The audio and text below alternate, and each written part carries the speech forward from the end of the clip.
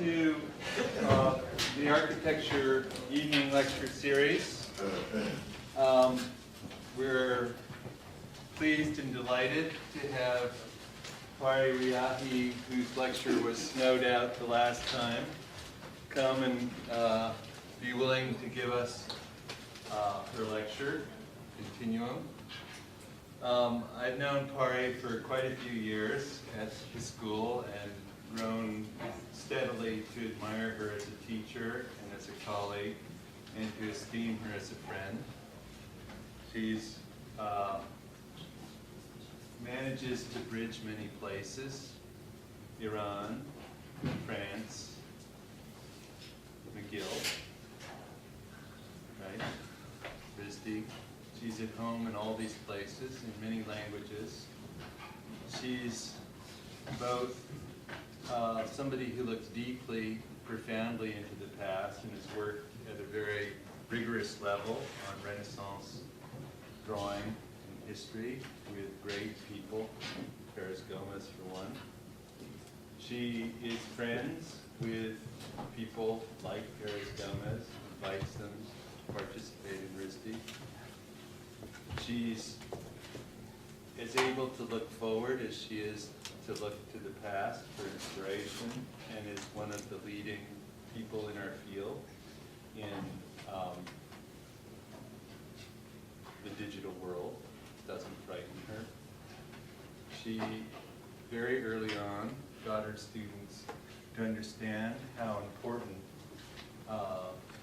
drawing is. Drawing in the computer with intelligence and clarity. Drawing on the wall, full-size section, as usual. It's wonderful to be able to welcome Pari Riahi as a great contribution both to our department and I think to the field of architecture and to me. She's given great things in friendship. So, welcome.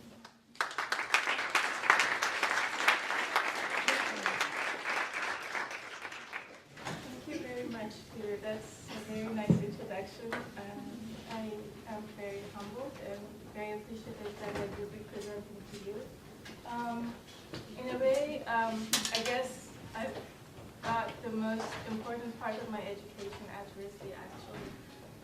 Teaching here for the past few years. I guess what I will be presenting to you mainly is the part that I talk about the least at RISD, which is my PhD work and my dissertation.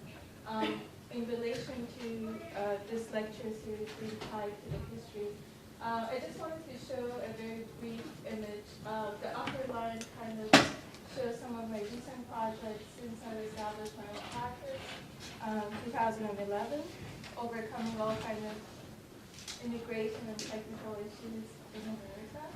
And then the lower line is really the teaching. And I think the white stuff, which is invisible in that slide, is what has been informing my practice in a very profound way, and what has been really kind of forming my thoughts with regards to the teaching.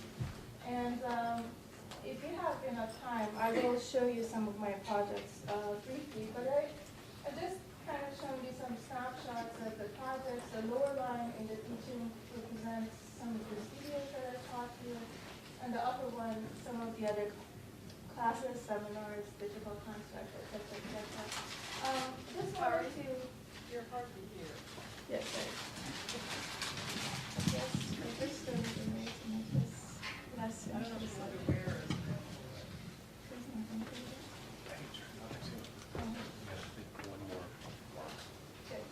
All right, is it better now? If you stay to the mic, it's fine. Okay. It's hard. All right, so I just wanted to take a couple of minutes and really try to explain what I've been exposing my students to without them knowing. Almost every studio or every class that I teach has some sort of an agenda withdrawn. When we did the architectural design, which was a design build project, We stayed at a communal table and discussed it for many hours and drew it very, very seriously and literally developed drawings. Instead of doing that in the field construction, we actually developed the whole kit of parts in drawing and assembled the project once before we took it to the site, and then disassembled it, reassembled it very quickly. When I taught the studio in Charles River, we took the opportunity of using drawing as a way to project and use the element of time, both as a series of ephemeral kind of scenarios within the city, and then also, and later on as an architectural project, where we invested very heavily in drawing. Last year, in the Cabinets of Curiosity for the 21st Century, we tried to use the animated digital drawing as a tool for generating architecture. We took a stab at it and tried very hard to make sense of this gap that exists between the new technologies and the thinking of architecture. And this year, we are trying again. I guess I'll never disappoint. So we're trying again to kind of make this connection somehow more continuous. Whether we do make or we do draw, whether we draw by hand or by computer, I guess it's fair to say that I'm really and truly interested in the idea of drawing, not as a means of representation, but as a way to think through an architectural project. This image on the right, you probably all know, this is the image of the origin of painting. The woman who's chagrined by the imminent lover who's going to leave tomorrow morning traces the portrait, the shadow, and in a way kind of captures both the visible and the invisible at once. The drawing here negotiates and recreates time, and also acts as an intermediary between the physical and the imperceptible. Now, architectural drawings, at a very basic stage, do three things for us. First, they manifest our process of thinking to other people. Second, they actually become a very useful tool in communicating our ideas and allow the ideas to take hold and develop. So they do serve for a mean of kind of an extended conversation with other people, the client, everyone who is kind of implicated in this process. And then, perhaps, the last stage is that they become a vehicle for orchestrating and controlling the construction process. Now, not every drawing does this specifically, or there's no clear boundary of what drawing, like when drawing stops or when it kind of starts to take over. But I guess it's fair to say that I'm interested in drawings that allow us to kind of tap into the creative process. I don't even like the idea of drawing as representation. I like the idea of drawing as drawing, because I think it has many different connotations.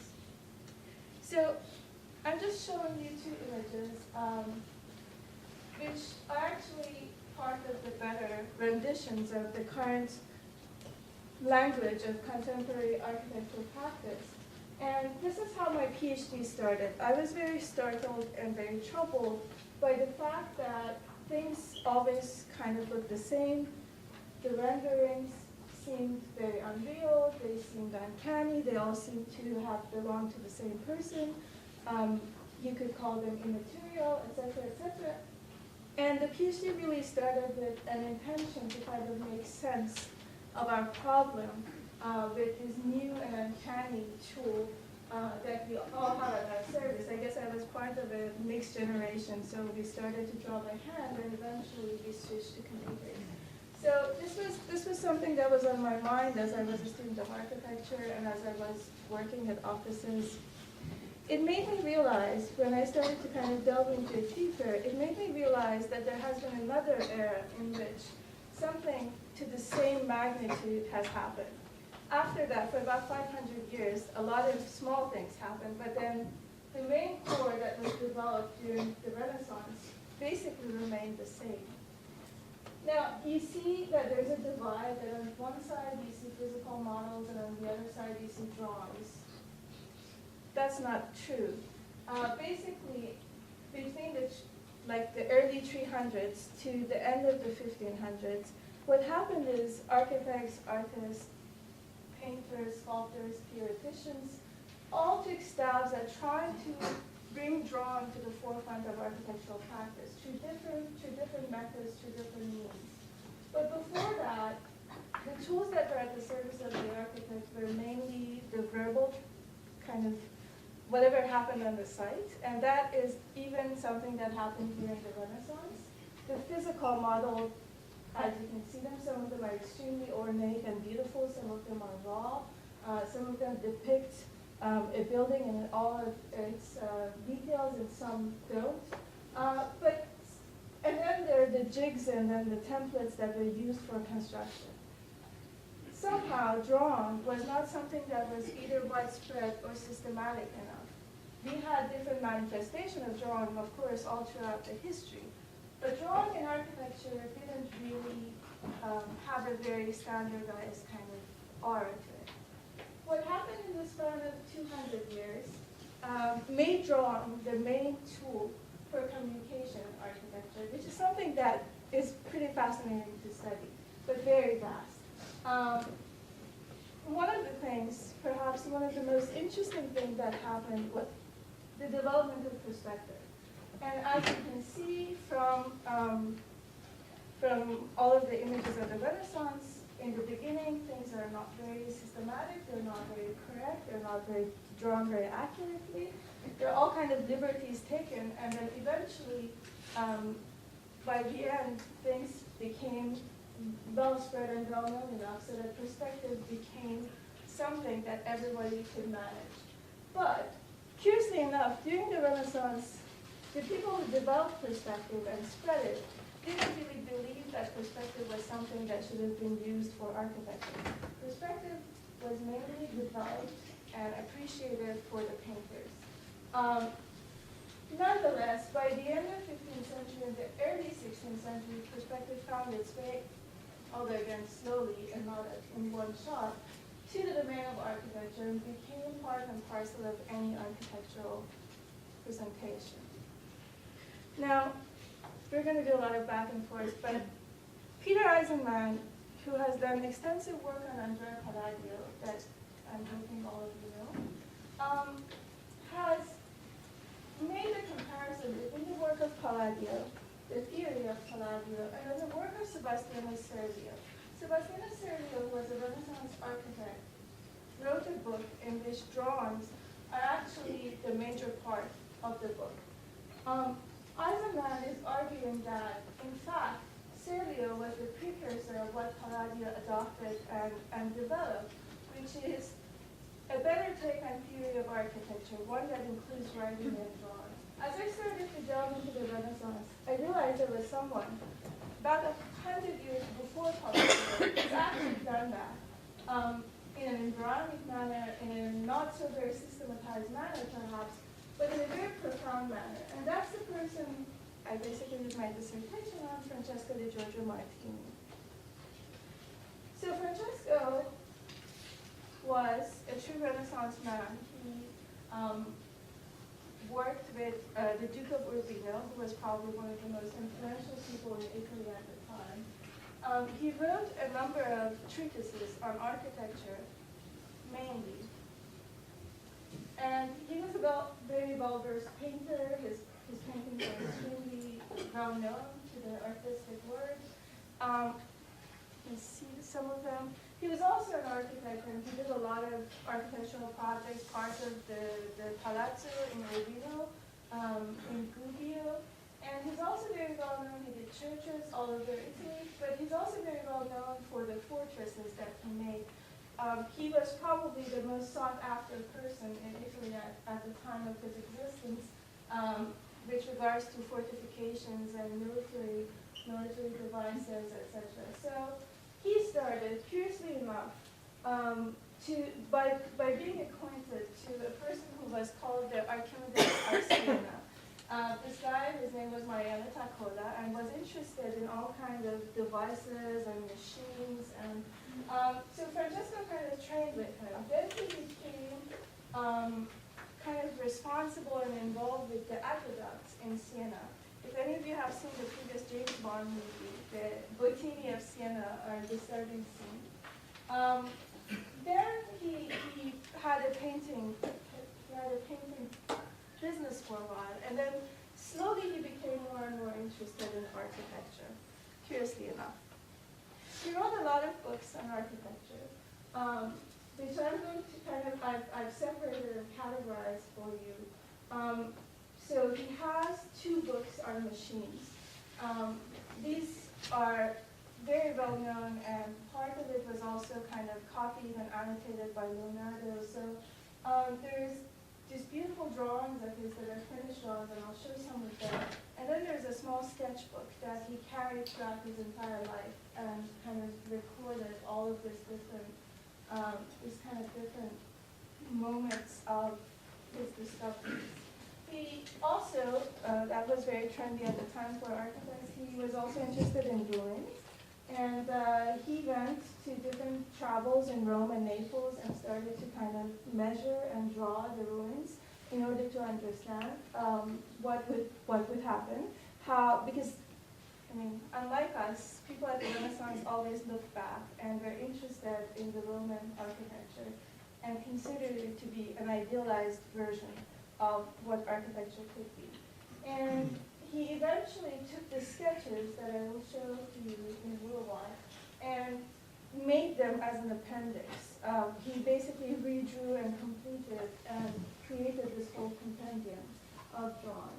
He was interested in Vitruvius, and he read and tried to understand and translate Vitruvius once earlier in his career, and then later on with the help of the scholars who were in the court of Urbino.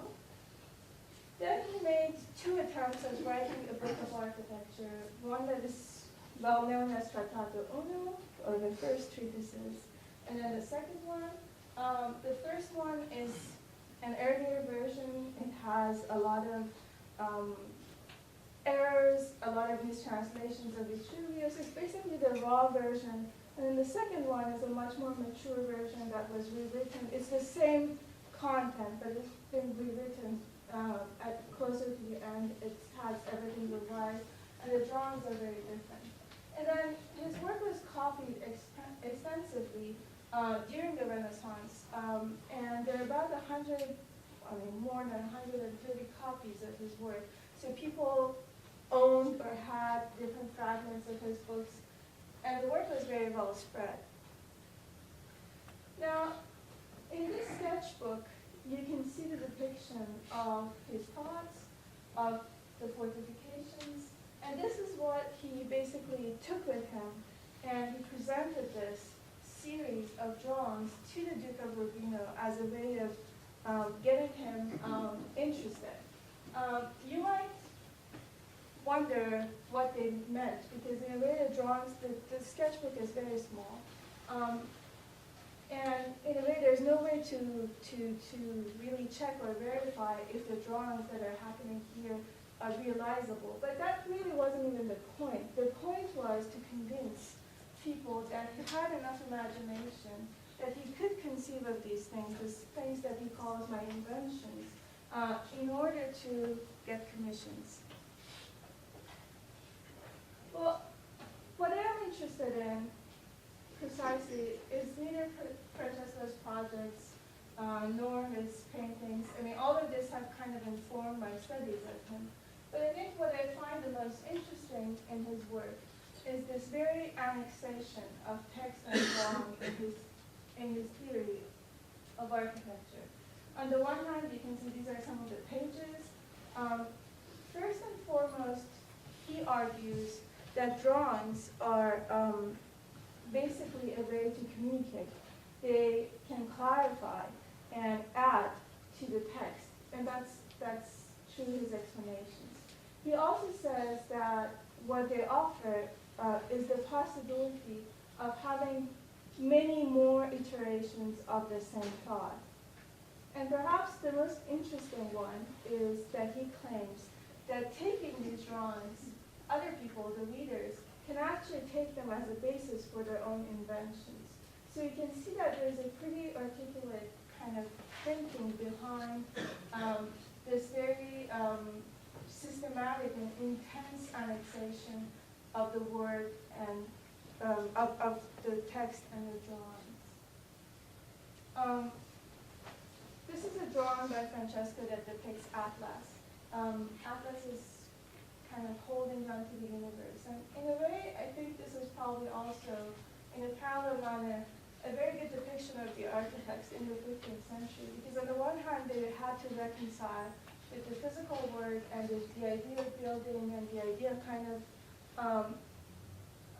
operating in that real world. On the other hand, they were interested to kind of further the cause of architecture and create this space for themselves as thinkers, as theoreticians, and perhaps I think Francesco did that most efficiently through the use of drawing.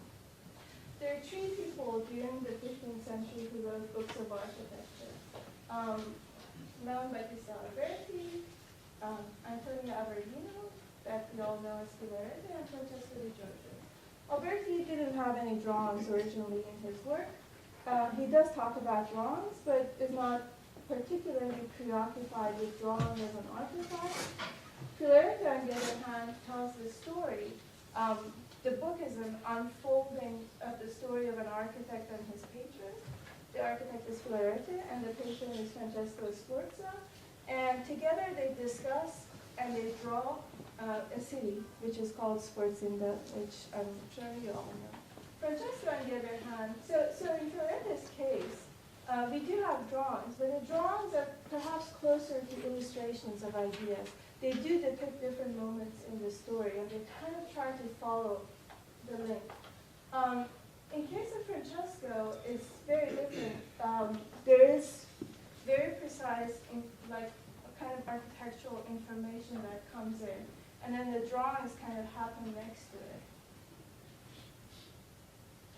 Now, we talked about architecture and the immediate realm of architecture, but something else that happened that is kind of a continuation of the medieval tradition of illumination is that Ivan Illich always kind of refers to the idea of illumination as something that was, first of all, referencing the text. And as you know, at that time, the text was read aloud, and the people would look at these images to kind of connect and understand.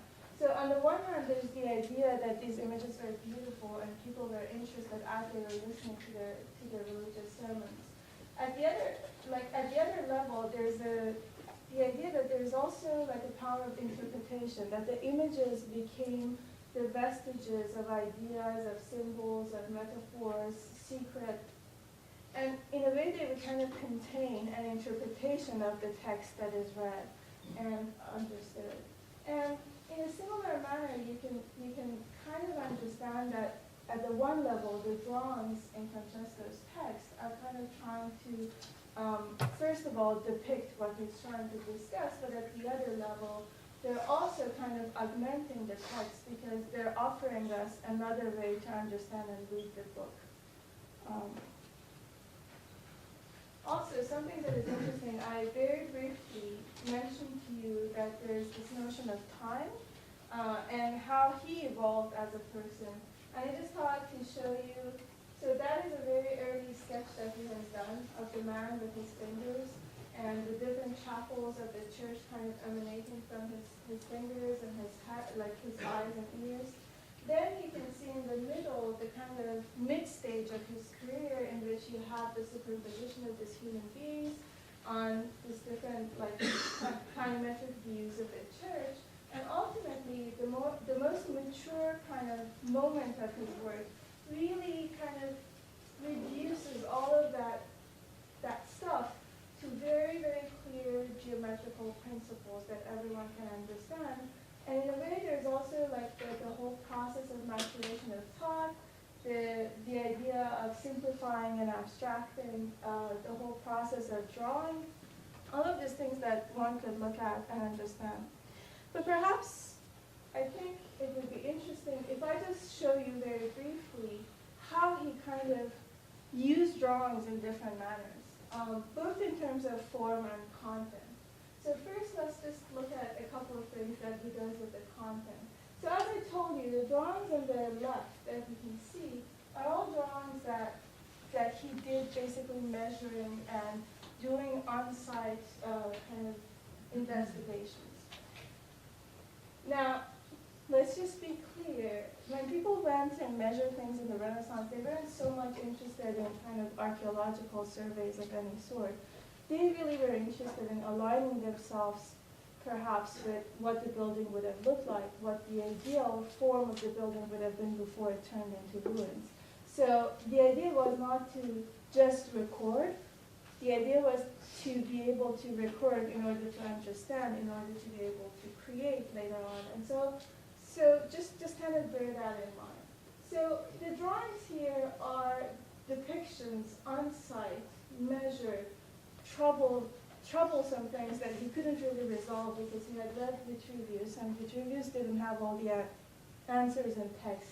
And that happened a lot to the architects in the Renaissance, where they would kind of try to make sense of Vitruvius. They would go measure the buildings, and then they would kind of try to correspond these two things together, and sometimes they worked, and sometimes it didn't work. Now, what you see here is actually the finished version of the drawings that he annexed to his treatises. And what you see is that the buildings are no longer ruins, in a way. The buildings are depicted in their entirety, and not so much as ruins. Perhaps the closest image I can give you, if you think of Piranesi, this is probably as far as Piranesi in terms of the completion of the building. But I think what is interesting is here is the idea of the drawing as a hybrid. So the fact that these two times, the time of the past and the time of the present, could actually have been brought together and compressed, allows the architect not just to record something that belonged to the past, but also to actually add his own understanding and complete the buildings, give them a different life through drawing. Now, other people have done that. Brunelleschi and Alberti have done that before Francesco. But Francesco's work is the most complete and in a way the most ambitious in terms of kind of bringing all of these buildings to life, which is interesting. So these drawings are not perfect depictions of the ruins. Rather, they're like a hybrid kind of amalgamation of the past and then the present.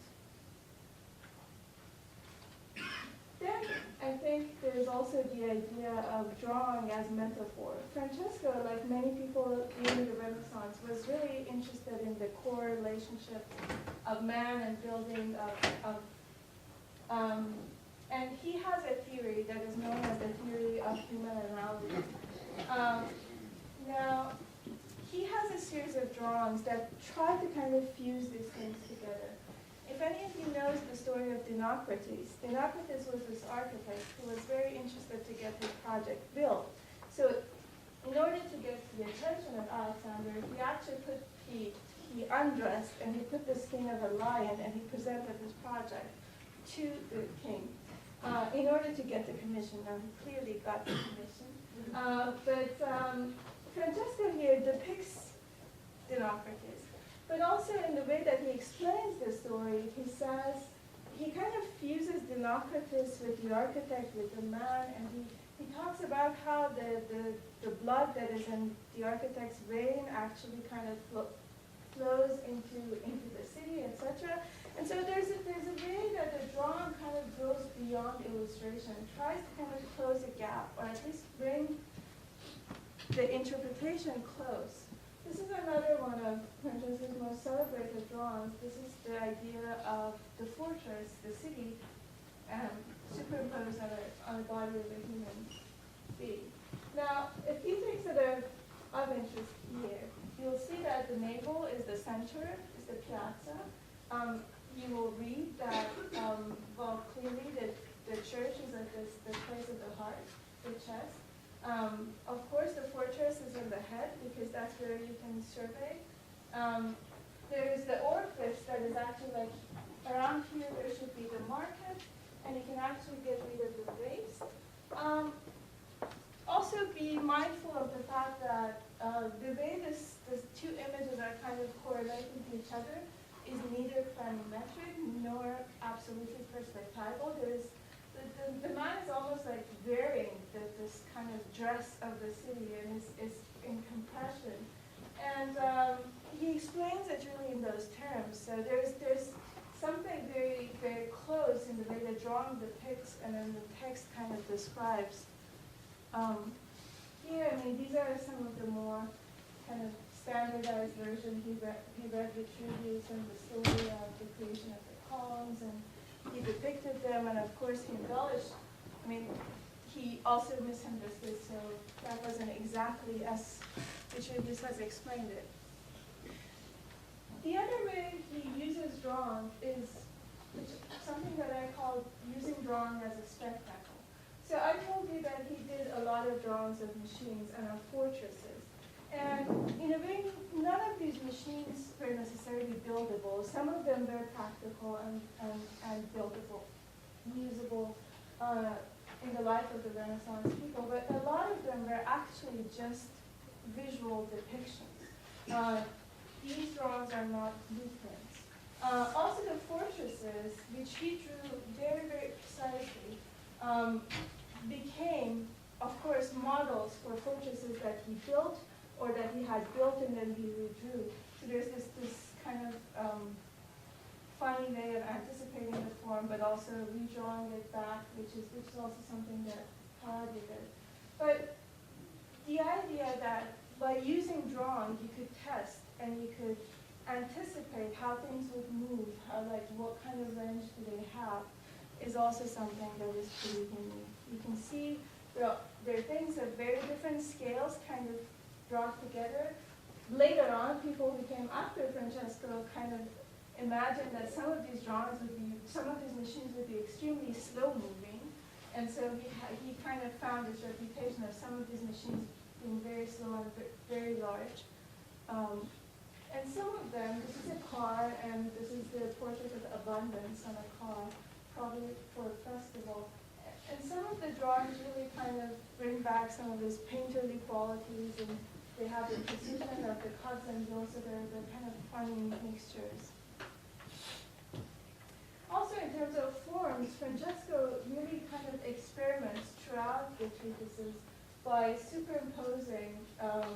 Superimposition is probably one of the most interesting thing that he does, and you can see as you go through the different versions that sometimes the bodies that he was so interested in are extremely painterly, sometimes they're very abstract, sometimes they do something slightly different than what the architecture is supposed to do, sometimes they follow architecture, so there's not just one specific way of dealing with it. Another thing that is also very interesting is that almost all the architectural elements that are depicted, like plans and perspectives, are very much behaving fairly kind of systematized in terms of depiction.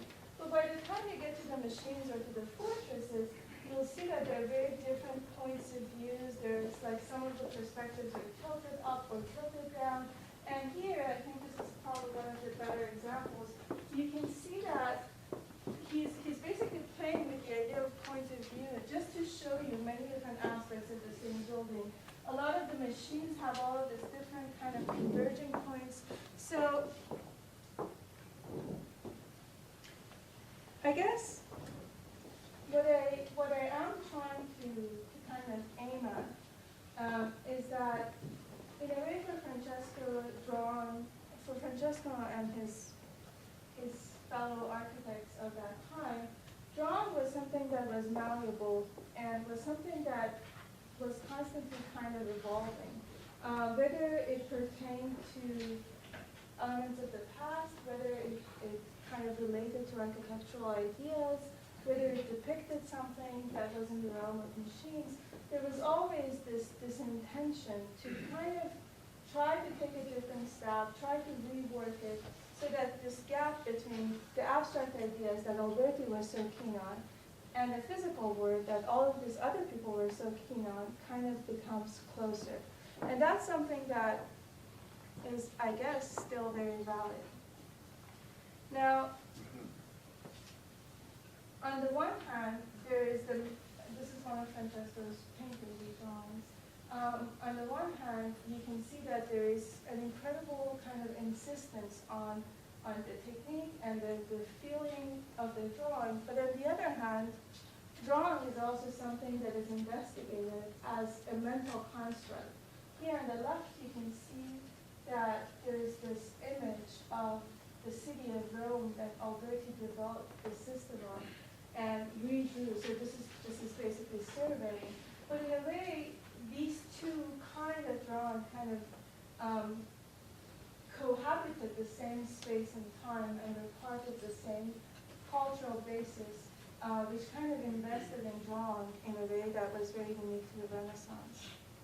Now, you might think, okay, well, that's all very fine, but how is this really relating to us? I'm just going to show you a few images, just a few to kind of get you started on thinking. This is the subject of my current research.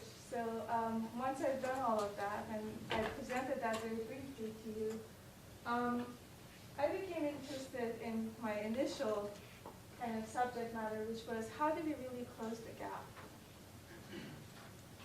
I like this image of Dennis Oppenheim because I think it talks about something that is continuous and reciprocal, but at the same time, something that is not perfectly adjustable. And I think, in a way for me, the research that I've done in all of those years has been of that nature. I mean, it's not something that we can directly map in any way to our current situation, but it's something that is still kind of resonates in ways that I'm hoping is still relevant.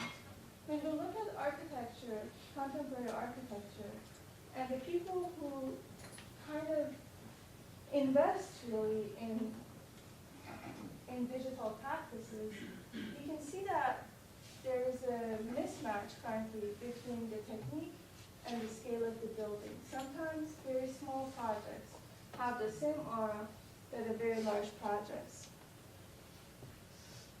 And perhaps this is another good depiction of that. You can look at Zaha Hadid's plazas and then the master plans, and somehow they do belong to the same vocabulary. Now, architects like the idea, I get it, that we like to work at different scales and we like our projects to kind of make sense at different scales, but there's also something that is probably amiss in terms of us adjusting to the proper scale of operation currently. Now, digital architecture in the most recent time has tried to become deeper, perhaps more effective, kind of trying to target our senses in a similar manner that analog drawings did.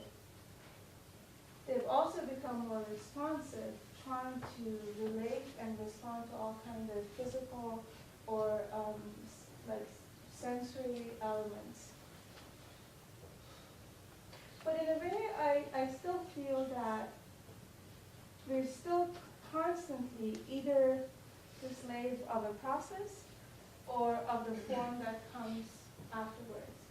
And so the question, perhaps, of the Renaissance and what could be valid for us is how do we push the boundaries and still make it relevant for us? It's not an easy question, and I don't really know the answer of yet, but I think it's only through trying different means and different ways of looking at the same problem, trying to invest in drawing and try to kind of bring it closer so that it could bridge between abstract ideas and the physical world, that we could do it. If you have enough patience, I can just show some of my projects very briefly, because I was asked by the students. So just show 4 projects. They're all installations or competitions. This is a project that I did in collaboration with CQS, or CQS, my architect friends who are in Italy, and I guess they're coming to do a lecture in the spring. This is a submission to the Istanbul Biennale. We were interested in the idea of traces and lines and drawings and kind of inspired by Italo Calvino's depiction of the city of Ersilia, in which people connected threads either in order to express their emotions or kind of come to terms with their relationships, etc., etc. So we decided that we'll work with 4 different landscapes: one of the lagoon, one of the very large urban city, a sprawl city, and one of the desert, and that we would actually already make a loom by mapping these 4 images, and then passing a series of invisible threads like a loom, and then ask the people who participated to actually kind of travel through and leave traces of their own. And this is another shot at that. This is a project that I started about a year ago, and it's still in kind of funding limbo. It's kind of taking the idea of parametric architecture, is interested in this the promise of this constant change and transformation. Takes the story of the lovers in Ovid's Metamorphosis and works on the crack that connected these 2 lovers as a way. So the project is basically this felt curtain that is supposed to react to sound. So if you would shout at it, it would actually start opening up, and if you would, it would close down, and if you whisper to it, it would start to kind of open up and allow you to see a little bit the other side. This is a competition we did in France. I forgot to mention Camila Morales worked with me on this project. This is a project that I did with Tiana Dugan and Nazir Ghani. This is a landscape competition. We were interested in the idea of occupying the space of the garden, the lot that was given to us, by about 350 rebars. The idea was that the rebars would actually prevent us to be able to walk on the ground of the garden, something we always take for granted, and that the shape and the form of them would be changing so that we could actually be reminded of the canopy of the trees, or something that holds both the sky and the earth, again, invisible elements in the garden. And we decided to populate this garden with a series of planting beds that would all have climbers, so that you would see different levels of growth at the garden. I guess the people who ran the competition didn't like it. They wanted a garden that was the same from the beginning to the end. Here's some of the images. And perhaps another landscape competition in which there was the idea the theme was a secret garden, and we worked and developed this model that on the one hand kind of had an outside garden that worked with a series of undulating planes, an inside garden that was hidden with a wall that was clad in fabric. Once you could actually get into the garden, you would have these 3 different kind of closures, and you would walk in between, and then you would go to the back in front of you and go through. Each of the gardens had a different feel to them.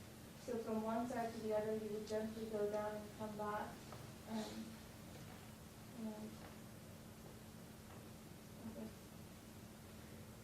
And I just want to finish with one image, this is Zeuxis the painter, the story of drawing the portrait of Helen. And it's known that once he wanted to depict the portrait of Helen, who was very beautiful, he sent out for 5 of the most beautiful women of the city to be brought in. And he composed the portrait of Helen by assembling different fragments of each of the faces of these beautiful women. In a way, you never know how beautiful Helen was, but the image somehow kind of closed in all of these multiple beauties and brought together something that was only possible through the hand and the mind of this painter. The argument here is that we do draw as architects, and this is what we know best somehow. We don't really build buildings with our hands. We don't really only talk verbally, not anymore. But we do draw, and it's probably not as important what means we draw, but the fact that it's only this combination of our hand or our computers and our mind that can bring in these drawings and create them is perhaps something that is very valid and will remain valid for our profession. Has been so for the past 500 years, so let's hope it will be for another couple of hundreds. So whatever it is, just shouldn't give up on it.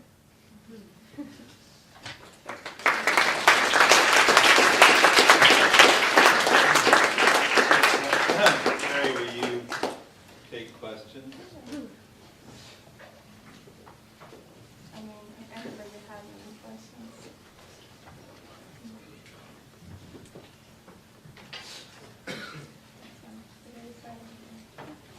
So,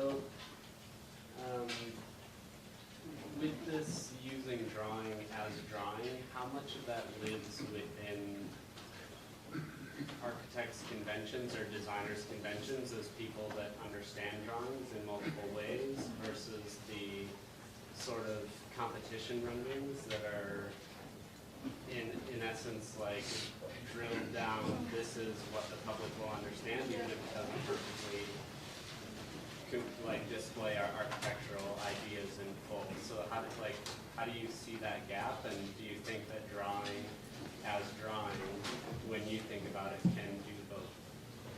Yeah, I mean, one of the things that I didn't show is to get to any of these things that we got to and kind of still presented them in very conventional means. We use grasshopper, we used all kind of different modes. But ultimately, I don't even really know if it matters, whatever you use to get to those projects. I think I'm very much an Albertinian at the core, which I think ideas are the most important part. In a way, I don't think drawing can take over architecture in any way, but I would hope that different ways of drawing or different ideas that drawing can give us can help us to the project. So each of the projects that I showed you, aside from the techniques, which are less interesting to me personally, somehow grapple with one notion that has been inspired by what drawings can do. So here we have the time, here we have change, here we have superimposition, etc., etc. I think what I'm trying to say is I'm not nearly interested in what the new techniques can give us, but how could we make these techniques relevant to what we're doing? And I'm not sure that we've resolved this yet, so. Yeah?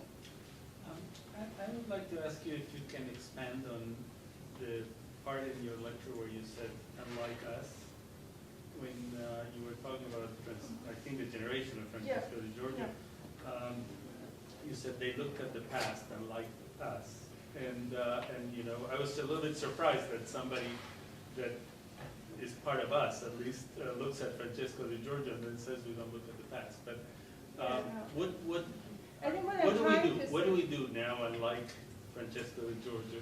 Okay, well, I think what I was trying to explain is something that is very culturally belonging to the Renaissance. There was this crave, this fascination with the past as an ideal that we've lost. I don't think we look at the past in the same way, really. We're not that nostalgic or that eager to kind of retrieve, or we don't have that kind of relationship.